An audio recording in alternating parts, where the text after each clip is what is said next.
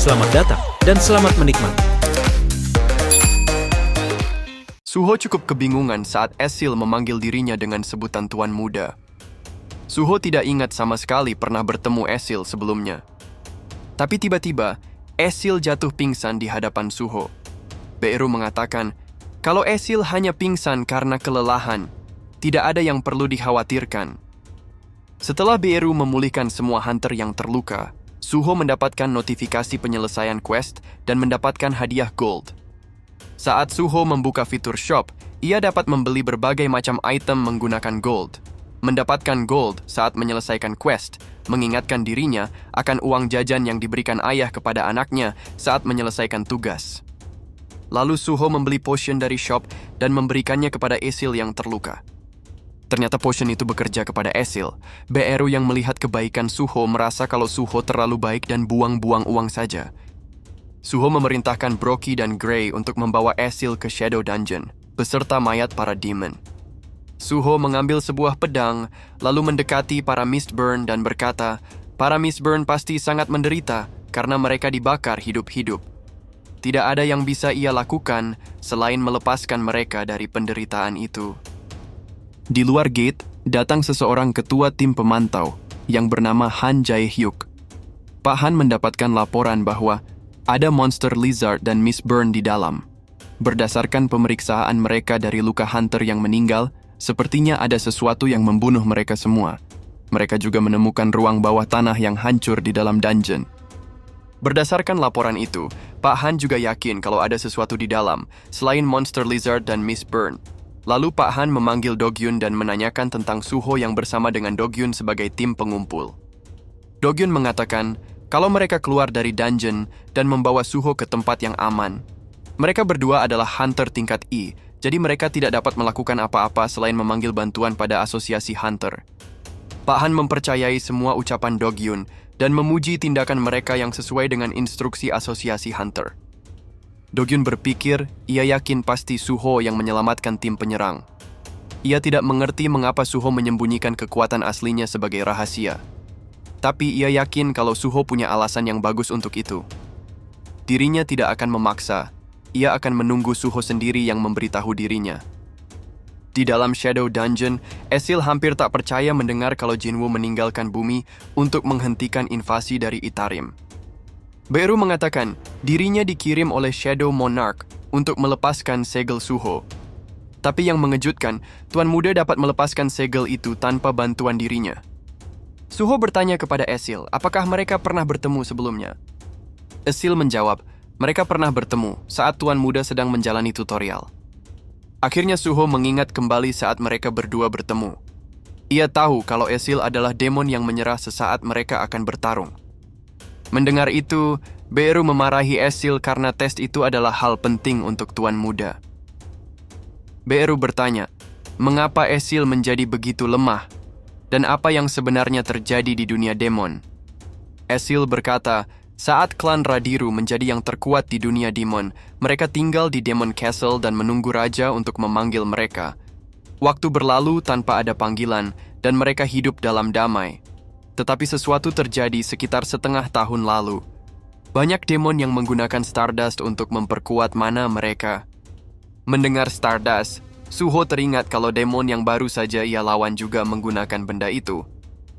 Esil mengatakan, Stardust tidak terlalu berefek kepada demon tingkat atas yang mempunyai banyak mana. Tapi untuk demon tingkat rendah, benda itu memperkuat kekuatan mereka. Dengan absennya Shadow Monarch, para demon tingkat rendah mulai berkumpul dan merencanakan pemberontakan. Akhirnya pemberontakan itu berujung pada perang besar. Klan Radiru berusaha melindungi Demon Castle yang dipercayakan oleh Shadow Monarch kepada mereka. Tapi mereka tidak cukup kuat untuk menghentikan pemberontakan. Perang berlangsung selama 6 bulan, sampai akhirnya klan Radiru dikalahkan. Para pemberontak menangkap mereka sebagai tawanan dan meminum darah mereka. Darah murni bangsawan demon membuat mereka mendapatkan kekuatan yang luar biasa. Dan akhirnya, semua keluarganya dikorbankan dan dirinya kehilangan kekuatan karena darahnya terkuras.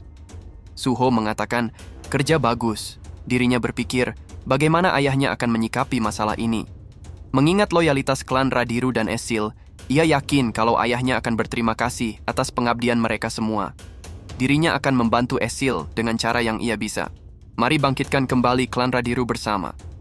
Mendengar perkataan Suho, membuat Esil mengingat bagaimana Suho sangat mirip dengan Shadow Monarch. Esil sangat berterima kasih atas dukungan Suho dan ingin menjadi pendampingnya. Suho terkejut melihat Esil yang ternyata pewaris White Flames Monarch, dan Suho menerima Esil sebagai pendampingnya.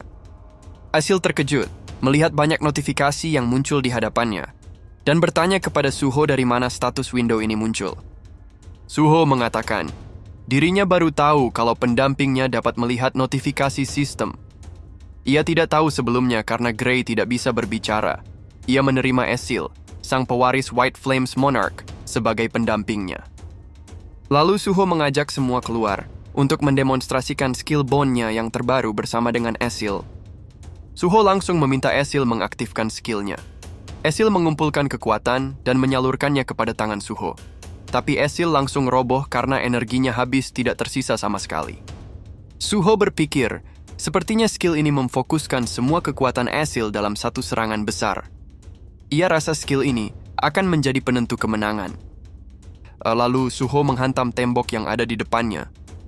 Tapi serangan itu tampak tidak berefek sama sekali, hampir sama dengan serangan yang Suho lakukan biasanya. Suho baru menyadari kalau serangan itu membutuhkan pengisian tenaga. Tidak ada instruksi sama sekali bagaimana ia menggunakan skill itu. Ia tidak tahu apa yang harus dilakukan.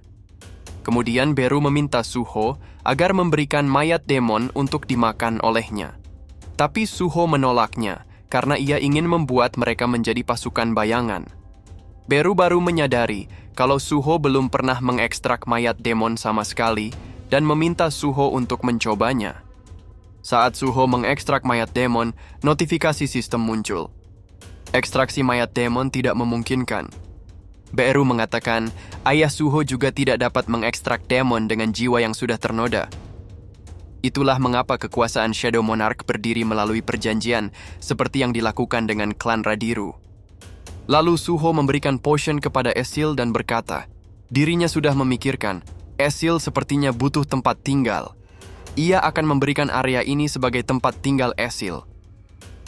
Lalu Beru memanggil Suho dan berkata, sepertinya ia menemukan informasi tentang utusan Itarim dari ingatan para demon. Lalu Beru mengumpulkan semuanya dan akan membagikan semua yang ia lihat dalam ingatan para demon.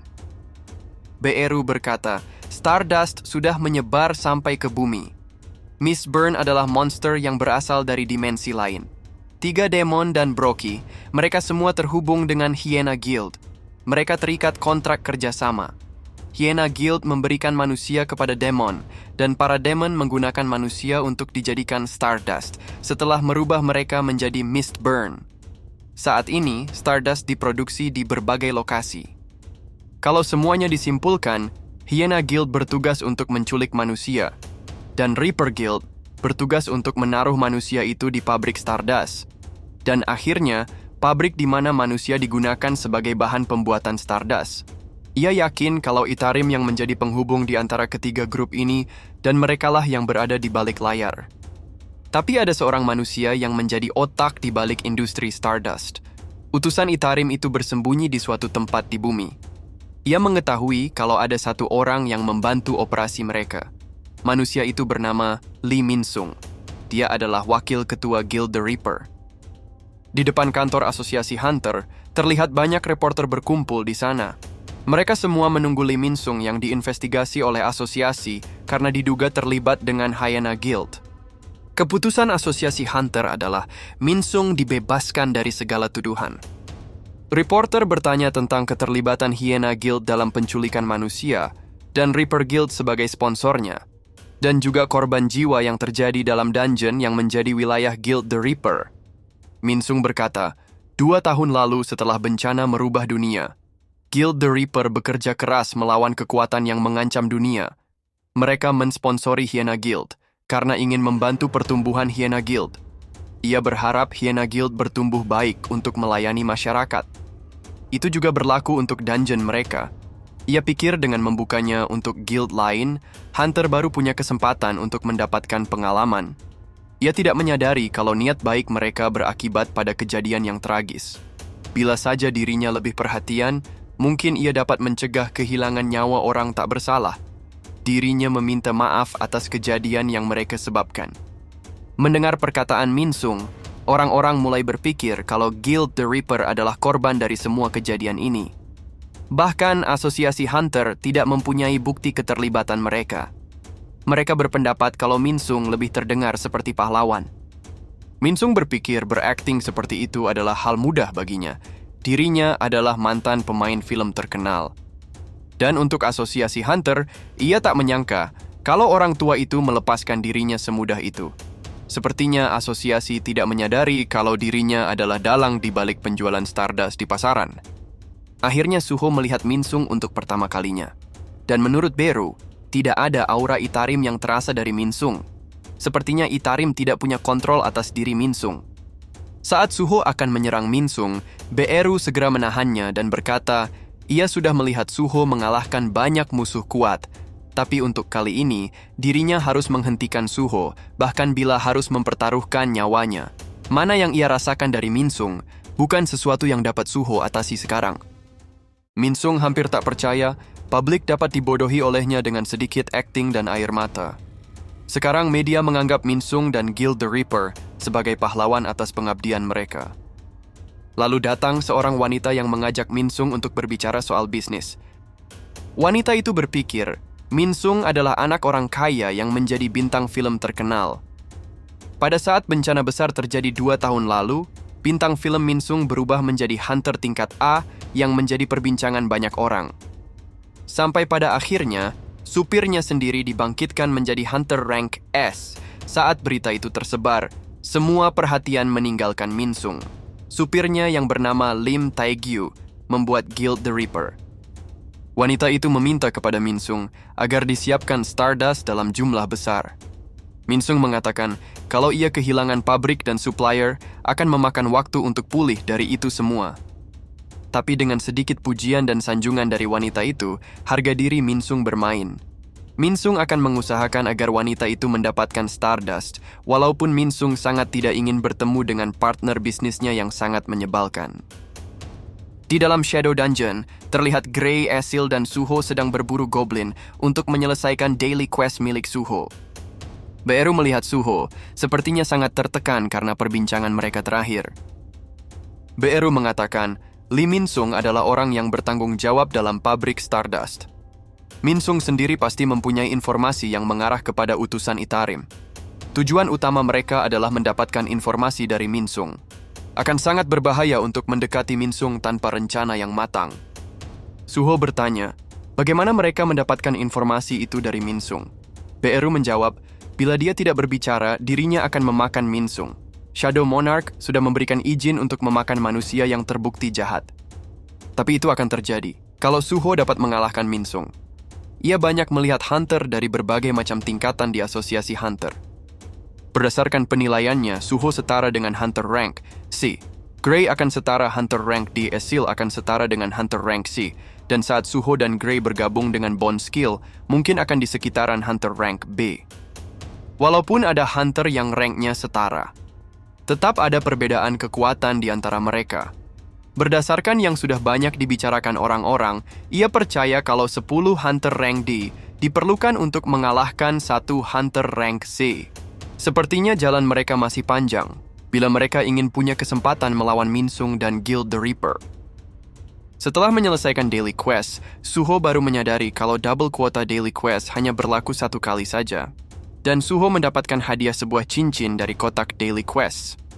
Suho menyadari kalau hal tidak banyak berubah untuknya. Ia tidak dapat naik level untuk sementara waktu, karena hanya berburu goblin saja. Sarung tangannya juga tidak bertambah banyak statusnya. Ia berharap ada cara untuk membuat dirinya lebih cepat bertambah kuat. Tapi dirinya mempunyai beberapa pilihan. Bila ia ingin naik level, ia harus masuk dalam dungeon dan mengalahkan monster.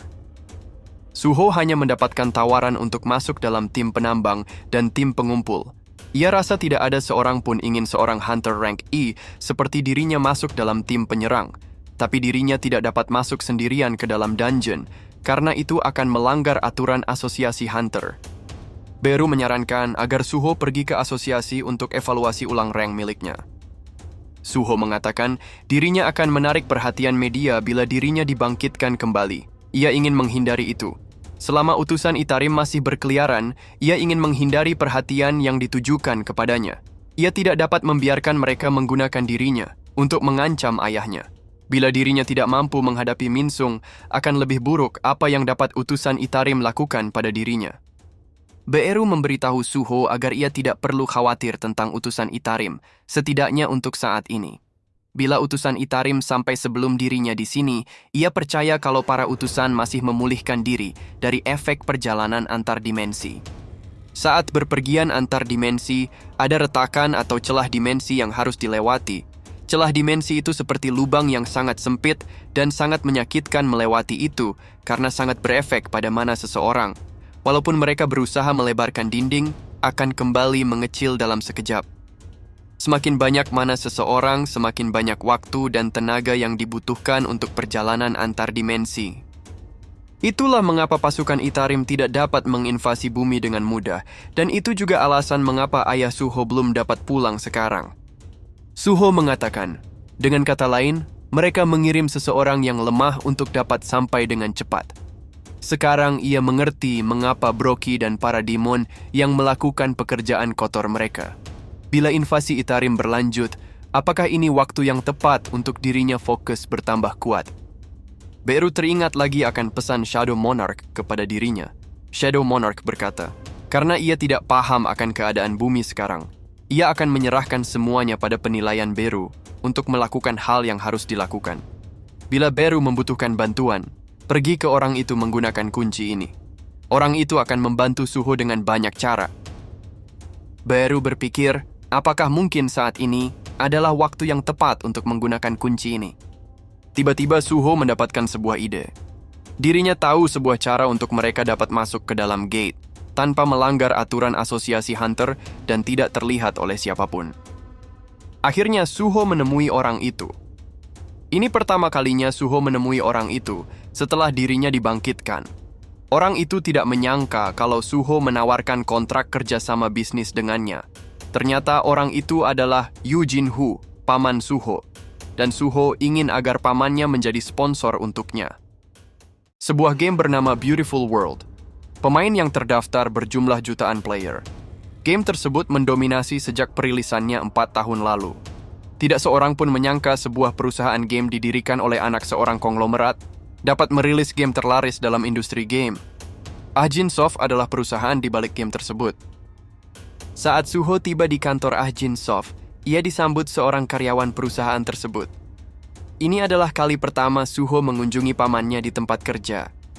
Suho melihat banyak hunter yang lalu lalang dalam perusahaan itu. Karyawan itu mengatakan, Suho pasti terkejut melihat banyak hunter bekerja di sini. Tidak semua hunter mau meresikokan dirinya masuk ke dalam dungeon. Bila bayarannya bagus, mereka dapat bekerja sebagai karyawan merangkap penjaga di tempat ini. Perusahaan mereka sedang ada proyek yang melibatkan para hunter. Tapi ia tidak dapat membocorkan detailnya kepada Suho. Jinho sangat senang melihat Suho. Insiden di universitas dan kebangkitan Suho membuat bibinya sangat khawatir kepada Suho. Biarpun begitu, Jinho sangat bersyukur melihat Suho bertumbuh dewasa. Tanpa basa-basi lagi, Suho menyerahkan sebuah proposal bisnis kepada Suho. Sebuah proposal bisnis yang akan menguntungkan bagi kedua belah pihak.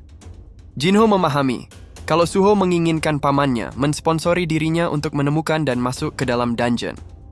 Suho mengatakan, sebagai ganti dari pembelian gate dan membantu dirinya mengumpulkan hunter sesuai kriteria, Ahjin Soft akan mendapatkan semua Essence Stone yang mereka dapatkan. Dungeon dengan rank D atau C tidak akan jadi masalah untuk dirinya. Jinho cukup ragu dengan proposal Suho, karena Suho hanya hunter tingkat E.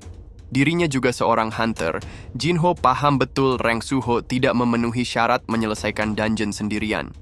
Jinho curiga kalau Suho mempunyai niat untuk mencari keberadaan orang tuanya. Tapi Jinho menjelaskan kalau ia sudah menyewa hunter untuk mencari tahu hal itu dan meminta Suho bersabar menunggu kabar dari mereka. Mendengar perkataan pamannya, mau tidak mau Suho membuka rahasianya. Ia memberitahu pamannya kalau dirinya adalah hunter dengan kemampuan spesial dapat naik level. Invasi dari dunia lain sedang terjadi di bumi. Dirinya harus naik level dengan membunuh monster agar ia menjadi semakin kuat untuk menghentikan mereka. Dirinya harus berlatih di dalam dungeon dan hanya itu satu-satunya cara untuk dirinya. Jinho bertanya, siapa yang memberitahu Suho tentang project solo leveling? Sepertinya ini sebuah candaan untuk melihat reaksi dirinya akan permintaan Suho yang gila. Yang Suho jelaskan, sama seperti alur cerita game yang sedang mereka kembangkan. Seorang hunter yang lemah, tapi terus naik level dan melewati hunter rank S. From zero to hero, dan akhirnya menjadi penyelamat dunia ini. Dirinya tak percaya karyawannya membocorkan itu kepada Suho, hanya karena Suho keponakannya. Lalu tiba-tiba Beru muncul di sebelah Jinho, membuat Jinho terkejut setengah mati. Beru berkata, mungkin Jinho tidak ingat, tapi dulu Jinho mengikuti raja pergi kemanapun seperti anjing kecil. Jinho menyaksikan lebih banyak pertarungan raja secara langsung daripada siapapun di dunia ini. Semua memori yang tertinggal itu menjadi landasan Jinho dalam membuat game itu. Tanpa perlu penjelasan lebih lanjut, kunci ini akan membantu Jinho mengerti dengan cepat. Sebuah hadiah dari Shadow Monarch. Memori lama Jinho mulai terputar kembali. Saat Jinho bertemu dengan Jinwoo untuk pertama kalinya. Saat mereka berdua menghadapi jebakan The Lizards. Saat Jinho meminta bantuan Jinwoo untuk menyelesaikan 19 raid. Saat mereka menyelesaikan raid itu dan berhak untuk membuat sebuah guild. Saat Jinho menganggap Jinwoo sebagai saudaranya, sama dengan sebaliknya, Jinwoo menganggap Jinho sebagai adik kecilnya. Semua memori dari dunia sebelumnya kembali kepada Jinho. Jinho mengatakan, sepertinya kekuatan Jinwoo diturunkan kepada Suho, anaknya. Jinwoo selalu saja berurusan dengan masalah yang besar, dan di situasi yang mencekam ini, Suho dengan bangga meminta tolong kepadanya dan membawa bisnis proposal. Anak dan ayah sama-sama keras kepala. Oleh karena itu, ia akan menerima bisnis proposal Suho. Suho berpikir, sepertinya Jinwoo memikul berat dunia sendirian lagi. Tapi karena Jinwoo ingin dirinya mengingat kembali, ia rasa Jinwoo memberikan dirinya kesempatan untuk memberikan bantuan. Serahkan saja padaku, ia akan membantu Suho bagaimanapun caranya. Sesampainya Suho di gate yang disediakan pamannya, Suho yakin pamannya sangat hebat menemukan orang untuk mengisi kuota. Seorang hunter berkata, ia tidak tahu seberapa kuat diri Suho, tapi Suho sepertinya sangat ceroboh. Tidak seharusnya Suho meremehkan Gates, tapi ia akan membantu bila Suho membutuhkan bantuan. Dirinya tidak dapat berbuat banyak dengan kondisi yang terluka ini, tapi ia akan membantu sebisanya. Suho mengucapkan terima kasih kepada hunter itu dan masuk ke dalam Gates. Suho berpikir, selama ia hidup, ayahnya selalu menanggung semua beban sendirian. Bahkan saat ini, ayahnya bertarung sendirian.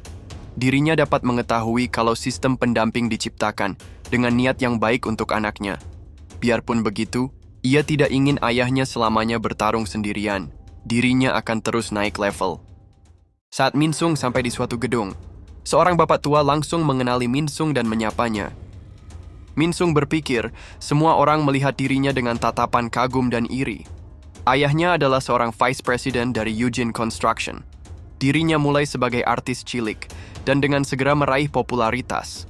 Dirinya berada di puncak industri hiburan, dan ia mendapatkan julukan Prince of Asia. Dan pada saat bencana dimulai, dirinya dibangkitkan sebagai hunter tingkat A. Dengan itu ia berhasil mempertahankan statusnya dalam masyarakat. Dirinya selalu berada di atas, ia tak menyangka akan melihat seseorang naik melebihi dirinya. Sampai supirnya, Lim Tae-kyu, dibangkitkan menjadi rank S. Bagaimana mungkin seorang yang penting dan berkuasa seperti dirinya menjadi rank A, dan supirnya menjadi rank S? Itulah hari di mana ia menyadari kalau dunia sudah rusak. Bencana itu merubah hierarki yang sudah terbentuk sebelumnya. Dirinya harus mengembalikan dunia ini kembali ke asal. Meskipun itu berarti, ia harus membuat perjanjian dengan iblis. Saat Minsung melihat utusan itu, ia menyadari kalau penampilannya sudah banyak berubah. Minsung menganggap kalau utusan itu bertumbuh dewasa. Utusan itu berkata, ini bukanlah pertumbuhan, tapi pemulihan. Dirinya sudah memulihkan sedikit kekuatannya. Untuk bisa melewati perjalanan antar dimensi, tubuh aslinya harus dipisah dan dikirim ke bumi sepotong demi sepotong. Dirinya masih mempunyai ingatan saat bentuk sebelumnya, tapi sifatnya berbeda dari apa yang Minsung tahu. Untuk lebih gampangnya, Minsung jangan sok asik menganggap mereka berteman. Minsung tidak peduli dengan apa yang terjadi dengan utusan.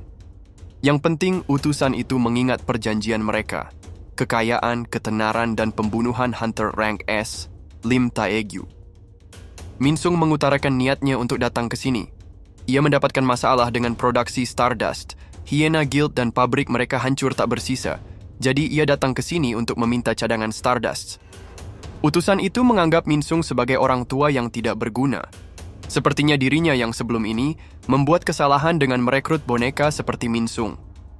Minsung yang tersinggung langsung menodongkan pisau ke leher sang utusan. Minsung mengatakan dirinya Hunter Rank A dan dirinya dapat membunuh sang utusan kapanpun ia mau. Jadi jangan membuat dirinya kesal atau sang utusan tidak akan hidup untuk melihat potongan selanjutnya tiba. Utusan itu mengatakan manusia membagi hunter ke dalam beberapa rank berdasarkan mana mereka dan mempercayai kalau rank tersebut adalah indikator dari kekuatan. Betapa bodohnya manusia. Tiba-tiba sebuah tekanan mana muncul dari segala penjuru gedung. Sepertinya sang utusan sudah mencuci otak seluruh manusia di dalam gedung ini.